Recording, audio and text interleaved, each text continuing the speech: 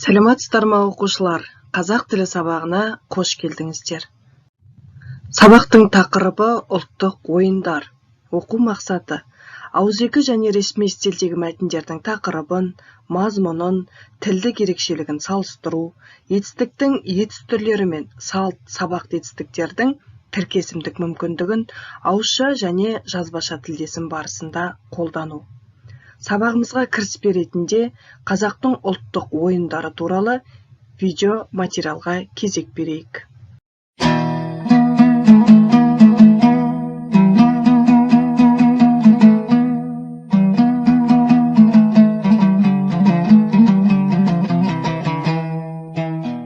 Қазақ халқында ер жігіттің білек күші мен әдіс айласын арттыратын спорттық ойындар жетерлік. Олардың қатарында көкпар, аударыспақ, жамбат сынды ат спорт ойындары бар. Бұл ойындар қазақтың төл дәстүрін, қазақылығын танытады. Аударыспақ салт аттылардың бірін-бірі ер үстінен аударып алу сайысы. Ойынға қайрат күші мол, батыл да төзімді, шапшаң қимылдап, ат құлағында ойнай білетін жігіттер қатысады. Ежелгі заманнан келе жатқан бұл ойын жаугершілік кезінде найза ұстап, қылыш шабатын жауынгерлерге қажетті қасиеттерді қалыптастырған. Аударыспақ қазіргі кезде де шопандар тойында, мерекелерде спорт ойынның бір түрі ретінде көрсетіліп жүр. Видео материалдан бірнеше ақпаратты түсіндік деген оймен ары қарай жаңа ережемен танысамыз. Етістік қимыл әрекеттің белгілі бір нәрсеге қатыстылығына қарай екі топқа бөлінеді: салт етістік, сабақ етістік. Салт етістіктер қимыл әрекетке тура объектіні қажет етпейтін етістіктің түрі. Яғни барыс, жатыс, шығыс, көмектес септіктегі сөздермен тіркесе беруі мүмкін, бірақ табыс септіктегі сөзбен байланыспайды. Сабақ етістіктер тура объектіні табыс септіктегі сөзді қажет ететін етістіктер. Кімді, нені деген сұрақтарға жауап беретін табыс септіктегі сөзбен байланысады.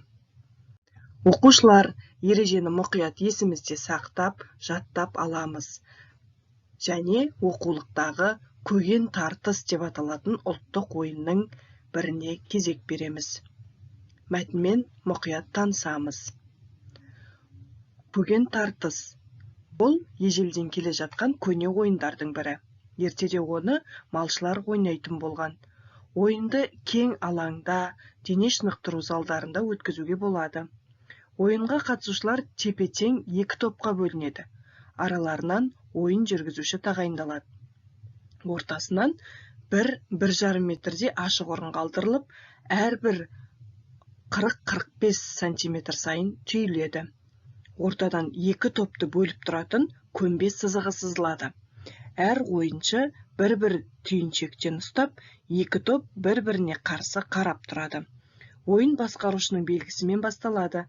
Ортадағы көмбе сызықтан қай жақтың ойыншысы тартып өткізсе, сол топ жеңіліп, оны тартып өткізген жақ жеңіске жетеді. Ойын осылай жалғаса береді. Мәтінге байланысты тапсырмалар тізбегін орындаймыз. Бірінші тапсырма: мәтіннен сабақты және салт етістікті тауып, тіркесімдік мүмкіндігін анықтаңдар. Көрсетілген кестеге сәйкес тапсырманы мұқият орындаймыз.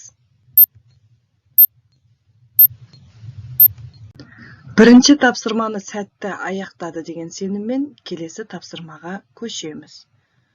Жоғарыдағы мәтіндерде баяндалған екі ұлттық ойын түрі арқылы адамда қандай мәліметтердің қалыптасатыны туралы деректерді кестеге түсіріңдер. Тоғызқұмалақ, көген тартыс. Оқу тапсырмасы: бір ұлттық ойын туралы мәлімет жазып, ойнау әдісін түсіндіріңдер. Оқушылар, бүгінгі сабақты өте жақсы түсіндік деген сеніммен сабағымызды аяқтаймыз. Назарларыңызға рахмет.